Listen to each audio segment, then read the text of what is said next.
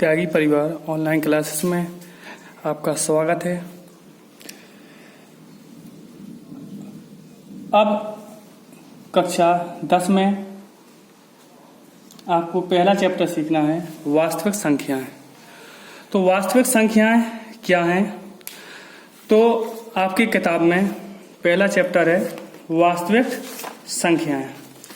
इसको हम पढ़ाने जा रहे हैं। तो सबसे पहले आपको देखना है कि हमारी जो पिछली कक्षाओं में जो छोटी छोटी परिभाषाएं हैं उनको जानना है। तो हमारी छोटी छोटी परिभाषाएं हैं क्या? तो उसमें सबसे पहले आपका है प्राकृत संख्याएं। तो प्राकृत संख्याएं क्या हैं? तो इसमें आपका दिया गया है कि गिनती वाली संख्याएं प्राकृत संख्याएं कहलाती हैं। गिनती वाली संख्याएं प्राकृत संख्याएं कहलाती हैं। इसे n से व्यक्त करते हैं। जो हम पहले भी पढ़ चुके हैं कि जो प्राकृत संख्याएं होती हैं आपकी 1, 2, 3, 4, तो ये क्या है? आपकी प्राकृतिक संख्याएं हैं। इनको अनंत तक लिख सकते हैं। तो आपकी परिभाषा क्या है प्राकृत संख्याएं की? कि गिनती वाली संख्याएं प्राकृत संख्याएं कहलाती हैं। इसे n से व्यक्त करते हैं। ठीक, तो आपका उदाहरण भी लिखा है 1, 2, 3, 4, कहां तक? आदि, अनंत तक। अब इसके बाद अगली आपकी हेडिंग है पूर्ण संख्याएं। तो पूर्ण संख्याएं क्या हैं? तो आपकी हेडिंग दी गई है प्राकृतिक संख्याओं के समूह में। आपका प्राकृतिक संख्याएं हैं अनंत तक। तो प्राकृतिक संख्याओं के समूह में यदि शून्य और मिला दें तो उन्हें पूर्ण संख्याओं का समूह कहते हैं। इसे W से व्यक्त करते हैं। अगर हम इसमें शून्य और मिला दें, ये था आपका प्राकृतिक संख्याएं। प्राकृतिक संख्याएं अगर इसमें शून्य और मिला दें, ऐड कर दें, तो आपका क्या बन जाता है? पूर्ण संख्याएं बन जाती हैं।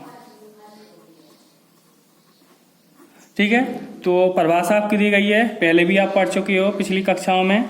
प्राकृतिक संख्याओं के समूह में यदि शून्य और मिला दें तो उन्हें पूर्ण संख्याओं का समूह कहते हैं। ठीक, अब आगे बढ़ते हैं आपकी पूर्णांक। तो पूर्णांक क्या है? तो पूर्णांक आपका है, ध्यान रखना कि पूर्ण संख्याओं के समूह में, आपके पूर्ण संख्याएं हैं, इनके समूह में यदि प्राकृत संख्याओं के ऋणात्मक अंक और मिला दिया जाए। तो पूर्ण संख्याओं के समूह में यदि प्राकृत संख्याओं के ऋणात्मक अंक और मिला दिया जाए तो हम उन्हें पूर्णांकों का समूह कहते हैं, या हमें क्या प्राप्त हो जाता है? पूर्णांकों का समूह प्राप्त हो जाता है। इसे Z से व्यक्त करते हैं। जैसे आपका यहाँ पर दिया है, अगर पूर्ण संख्या आपकी कहाँ शुरुआत होती है? 0 से। 0, 1, 2, 3, 4, कहाँ तक? अनंत तक। अगर इसमें ऋणात्मक संख्या और मिला दें, -1, -2, -3, कहाँ तक? अनंत तक। तो अगर पूर्ण संख्याओं के समूह में ऋणात्मक संख्या और मिला दें, ये कौन सी संख्याएं हैं? ऋणात्मक। और ये कौन सी हैं? धनात्मक। और इसमें क्या? शून्य। शून्य ना तो धनात्मक होती है और ना ही ऋणात्मक। ये आपकी कुछ भी नहीं होती है। तो जो शून्य से पहले होती हैं वे ऋणात्मक संख्याएं और शून्य के जो बाद हैं आपकी धनात्मक संख्याएं। तो पूर्ण संख्याओं के समूह में अगर ऋणात्मक संख्या और मिला दें तो उन्हें कहते हैं हम पूर्णांक। क्या कहते हैं? पूर्णांक। अब अगली हेडिंग क्या है आपकी?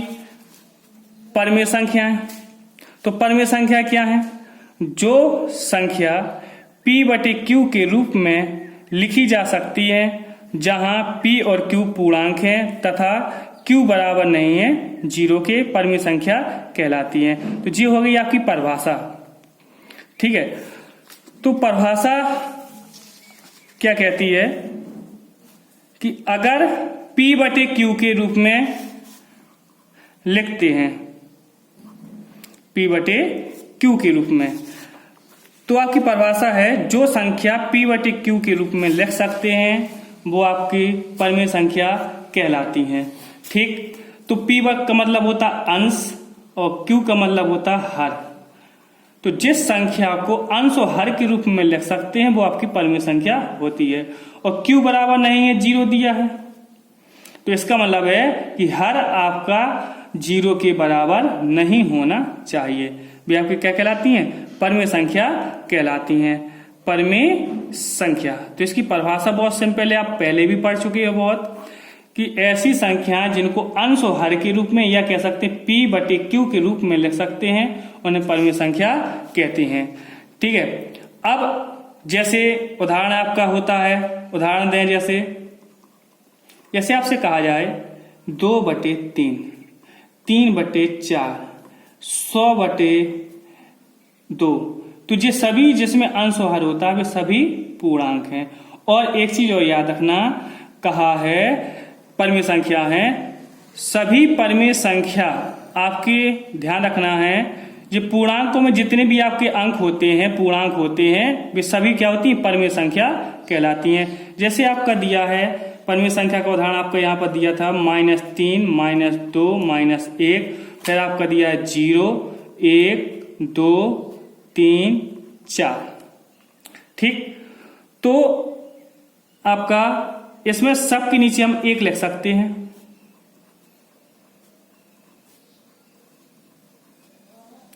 ठीक है, तो ये सभी क्या हैं? आपके परिमेय संख्या हैं। तो आपका नोट भी आपका इसमें लिखा है, क्या लिखा? कि सभी पूर्णांक परिमेय संख्या होती हैं। तो जितने भी आपके ये पूर्णांक दिए गए हैं ये सभी क्या हैं? परिमेय संख्या होती हैं। अब अगली हेडिंग है अपरिमेय संख्या। तो अपरिमेय संख्या क्या है? तो जो संख्याएं P बटे Q के रूप में ना लिखी जा सके उन्हें अपरिमेय संख्या कहते हैं। तो ध्यान रखना, जो संख्याएं P बटे Q के रूप में ना लिखी जा सके उन्हें अपरिमेय संख्या कहते हैं। उदाहरण में आपका दिया √2, √3, पाई और आदि।